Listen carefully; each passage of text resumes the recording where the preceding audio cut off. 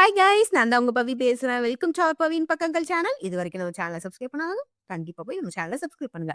இன்னைக்கு பிகினர்ஸ் கூட ஈஸியா பண்ணக்கூடிய பீனட் பாஸ்தா தான் பண்ண போறோம். இதுல வந்து நம்ம எந்த விதமான ஆர்டிபிஷியல் கலர் ஆட் பண்ண போறதில்ல.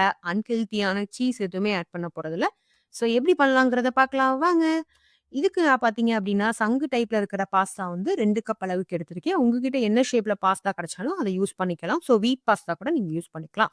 இப்போ நம்ம எந்த அளவுக்கு பாஸ்தா எடுக்கிறோமோ, ஸோ அதுக்கு ஈக்குவலா நம்ம மட்டும் தண்ணீ ஊத்தணும். ஸோ அதுக்கப்புறம் பார்த்தீங்கன்னா, அதில 1 ஸ்பூன் அளவுக்கு உப்பு, 1 ஸ்பூன் அளவுக்கு எண்ணெய் ஊத்தி குக்கர்ல 2 விசில் வச்சு எடுத்தீங்கன்னா, இந்த மாதிரி நல்லா உதிரி உதிரியா கிடைக்கும். ரொம்ப தண்ணீ ஊத்தி எக்ஸ்ட்ரா விசில் வச்சுறாதீங்க, குழஞ்சு போயிரும். இப்போ இதுக்கு அடுத்து பார்த்தீங்க அப்படின்னா, நம்ம வந்து இதுக்கு ஒரு பைண்டிங் ஏஜென்ட் வந்து நம்ம ரெடி பண்ணணும். ஸோ அதுக்கு பார்த்தீங்க அப்படின்னா, நான் வந்து ரோஸ்டட் பீனட் வந்து 1 கப்பும், 1/4 கப் அளவுக்கு முந்திரி பருப்பும் எடுத்திருக்கேன். நீங்க சாதா பீனட் கிடைச்சா கூட எடுத்துக்கோங்க. ஸோ இது எல்லாத்தையும் கொஞ்சம் தண்ணீ ஊத்தி நல்லா கெட்டியா வந்து ஸ்மூத்தி கன்சிஸ்டன்சில அரைச்சு எடுத்துக்கோங்க.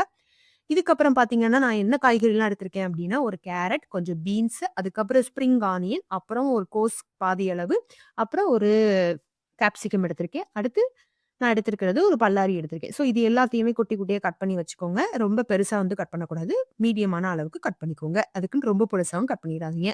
இப்போ பார்த்தீங்க அப்டின்னா, நான் வந்து டொமேட்டோ பியூரே வந்து அதாவது டொமேட்டோ சாஸ் எடுத்திருக்கேன். ஸோ நீங்க வந்து உங்கள்ட்ட டொமேட்டோ சாஸ் இல்ல அப்டின்னா 2 பழுத்த தக்காளிய வந்து அடிச்சு பியூரே மாரி எடுத்து வச்சுக்கோங்க.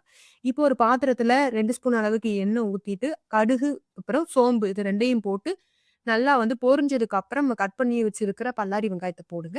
ஸோ பல்லாரி வெங்காயம் நல்லா கண்ணாடி பதத்துல வதங்கணும். ஸோ வதங்குனதுக்கு அப்புறம் 1 ஸ்பூன் அளவுக்கு இஞ்சி பூண்டு பேஸ்ட்ட போட்டு அதையும் நல்லா வந்து மசிச்சு விடுங்க. ஸோ அதோட பச்சை வாசனை எல்லாம் போகணும். வெங்காயத்தோட அது நல்லா பைண்ட் ஆகணும். அதுக்கப்புறம் பார்த்தீங்க அப்டின்னா, நம்ம கட் பண்ணி வச்சிருக்கிற ஸ்ப்ரிங் ஆனியன வந்து உள்ள போட்டு அதையும் வந்து நல்லா மிக்ஸ் பண்ணுங்க. ரொம்ப வந்து மசிஞ்சிற கீரை மாரி மசிக்கிறக் கூடாது. ஒரு கருக்கு கருக்குன்னு இருக்கணும். அந்த மாரி ஸ்டேஜ்ல இருக்கணும். ஸோ அதே போல தான் நம்ம வந்து கொடமிளகாவையும் போட்டு மிக்ஸ் பண்ணணும். இப்போ பார்த்தீங்க அப்டின்னா, கொடமிளகாவும் ரொம்ப வந்து வெந்துறக்கூடாது.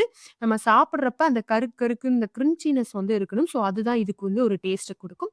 அதுக்கப்புறம் பார்த்தீங்கன்னா, மித்த காய்கறிகள் கோஸ், அப்புறம் வந்து கேரட், அப்புறம் பீன்ஸ் இது எல்லாத்தையும் போட்டு நல்லா மிக்ஸ் பண்ணுங்க. ஸோ அது நல்லா வெந்ததுக்கு அப்புறம் ஒரு 5 மினிட்ஸ் வந்து வெந்தா போதும். ரொம்ப வந்து வேகக்கூடாது. அதுக்கப்புறம் 1 1/2 ஸ்பூன் அளவுக்கு காஷ்மீரி சில்லி போடணும். அதுக்கப்புறம் 1/2 ஸ்பூன் அளவுக்கு கறி மசால் பொடி போட்டு அத நல்லா வந்து மிக்ஸ் பண்ணுங்க. அந்த காய்கறியோட நல்லா மிக்ஸ் ஆகணும். அதுக்கப்புறம் பார்த்தீங்க அப்டின்னா, அது பச்சை வாசனை போனதுக்கப்புறம், நம்ம பைண்டிங் ஏஜென்ட் அரைச்சு வச்சிருக்கோம்ல, ஸோ அந்த பீனட்டையும், கேஷ்யூ அரைச்சு வச்ச பேஸ்ட்ட வந்து போட்டு அத நல்லா மிக்ஸ் பண்ணிக்கோங்க. ஸோ இதுல வந்து நம்ம தண்ணி எதுவுமே ஆட் பண்ண போறதில்ல. நம்ம பாஸ்தா வந்து இது பண்ணோம்ல, ஸோ அந்த தண்ணியோடையே ஊத்திறணும். ஸோ நம்ம எக்ஸ்ட்ரா தண்ணி ஆட் பண்ண தேவையில்ல. உங்களுக்கு வந்து கொஞ்சம் கொல கொல அப்படின்னு வேணும் அப்படின்னா, நீங்க வந்து எக்ஸ்ட்ரா கொஞ்சம் தண்ணி ஆட் பண்ணிக்கோங்க. அதுக்கப்புறம் 2 ஸ்பூன் அளவுக்கு நான் வந்து டொமேட்டோ சாஸ் ஆட் பண்ணியிருக்கேன். உங்ககிட்ட டொமேட்டோ இல்ல அப்படின்னா, டொமேட்டோ பியூரி வந்து ஆட் பண்ணிக்கோங்க. அடிச்சு ஆட் பண்ணிக்கோங்க. அதுக்கப்புறம் பார்த்தீங்கன்னா, ஃபைனலி 2 முட்டைய உடைச்சு ஊத்தி நல்லா வந்து மிக்ஸ் பண்ணி கிளறி எடுத்து சாப்பிட்டீங்கன்னா, செம்ம டேஸ்ட்டா இருக்கும். இதுல எந்த விதமான கார்ன்ஃப்ளவரோ, சீஸ் அப்புறம் எந்த விதமான அன்ஹெல்த்தி ப்ராடக்ட்ஸுமே நம்ம ஆட் பண்ணல. ஃபுல்லா வெஜ்ஜீஸ் ஹெல்த்தி தான். கண்டிப்பா குழந்தைங்களுக்கு குடுங்க. ட்ரை பண்ணி பாருங்க. எப்படி இருக்குன்னு கமெண்ட்ல சொல்லுங்க. Thank you.